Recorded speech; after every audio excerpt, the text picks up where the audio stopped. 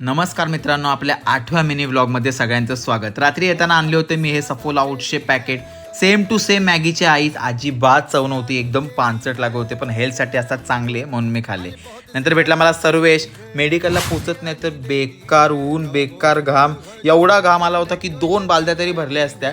नंतर मी 1 रुपयेवाली आपली पेप्सी पिली आणि 1 रुपयेवाल्या पेप्सीमध्ये पण मी होतो खुश. समोर होते गादीवाले आणि त्यांच्या चाललेल्या पानसट गोष्टी. नंतर आपली आली व्हेज बिर्याणी आणि मी जेवलो होतो तरी पण व्हेज बिर्याणी ऑर्डर केली आणि एकदम टेस्टी लागली. आणि मी रायत्याचा वास घेऊन बघू होतो चांगली आहे का नाही. थोड्यात पोटात झाली गडबड, मग पिला आपला छास.